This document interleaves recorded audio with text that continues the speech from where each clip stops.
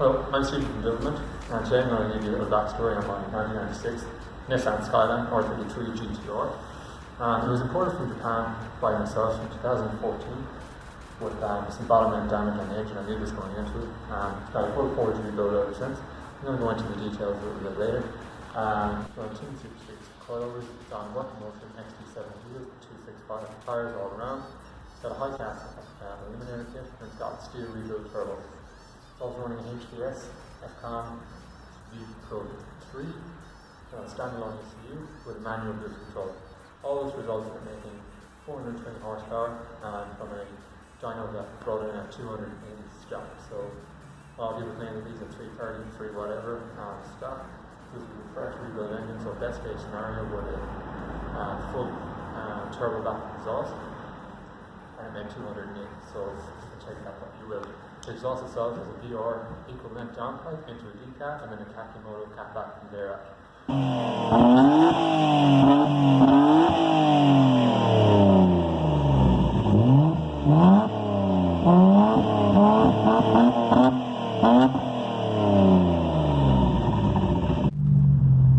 Okay, so the story behind the car is, we're just in traffic now, on board, so I'm going to go through it.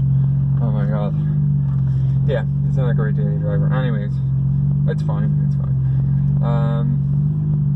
Yeah, so I bought the car in January of 2014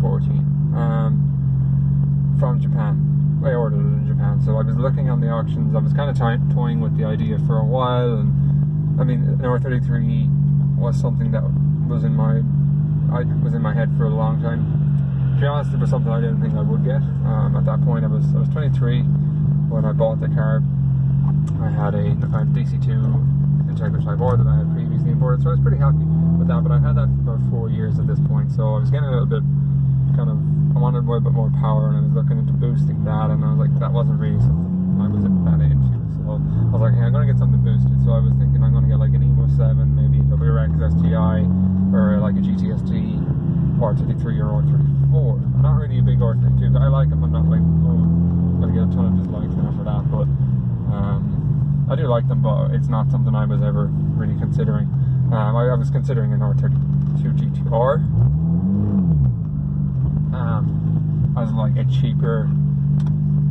I was looking at potentially getting an R32 GTR, would say, if I couldn't afford one of these, but the prices were pretty much on par at that point, and they still kind of vary. A lot of people say, oh yeah, R32s are very gone up in value, and they are, but for specific like condition, mileage, there's a huge, if you look on the auctions, you can see cars going from like over $1 million yen for like the crappy ones to 2 and then 3 for R32 and R33 GTRs. I would say, yeah, like the super rare R32s are worth a lot of money, but then again, at $400 worth a lot of money, and I know that's like, yeah. So anyways, back to the reason, or how I came about getting this car. So I kind of settled on, I was looking at some random stuff, then I was looking at a Fairlady Z, like a 350Z one that was here like in this kit. It looked quite good. It was actually like really good value. It would have cost a fifth of what I put into this, but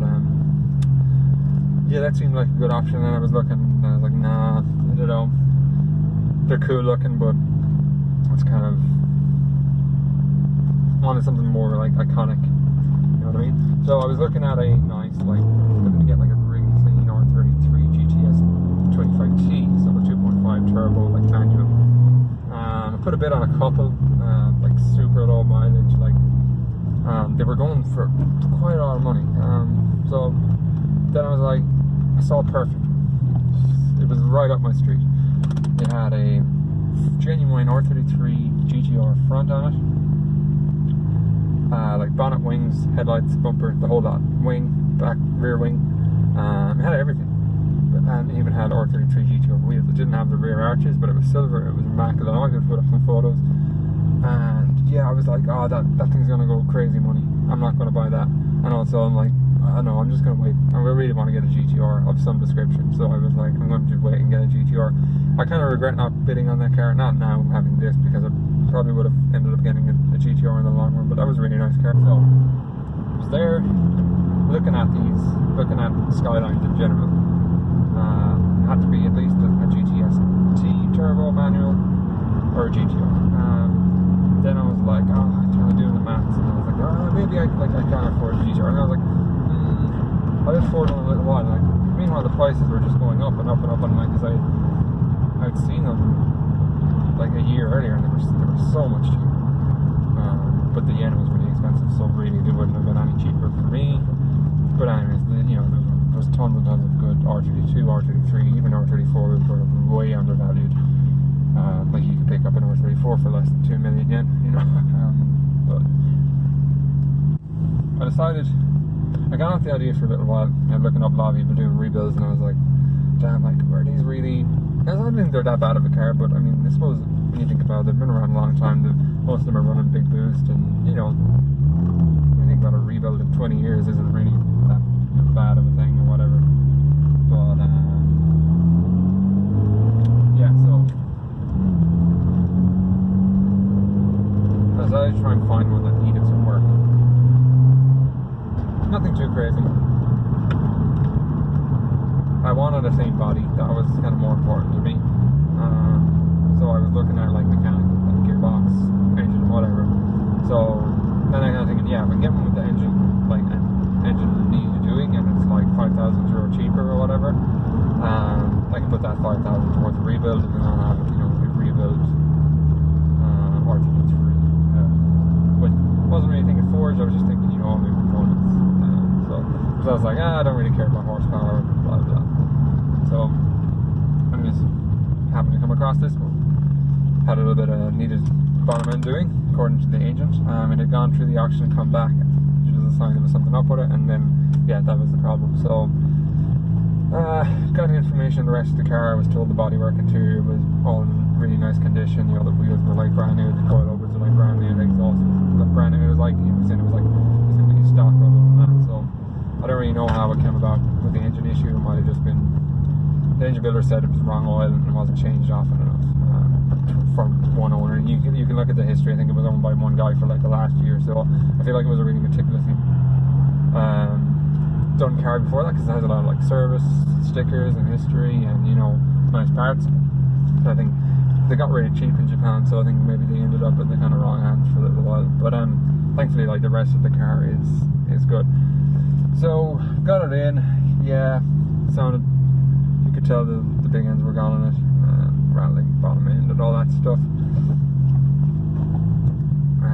Killed me not to be able to drive it. I didn't even drive it. I drove it up on the trailer and off the trailer, and then I ran it in the yard.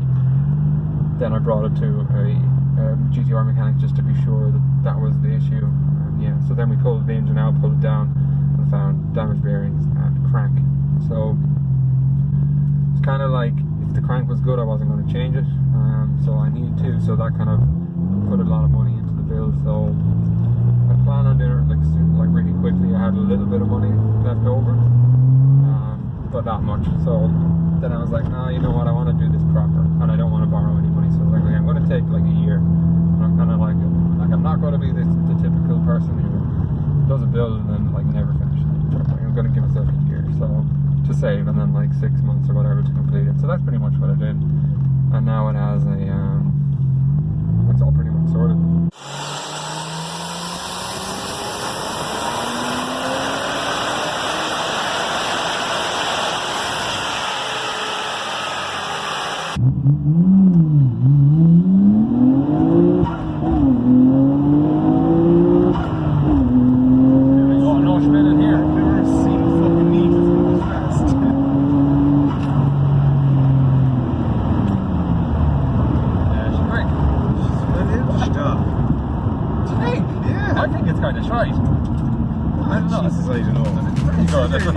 Yeah, I know, yeah, but that's...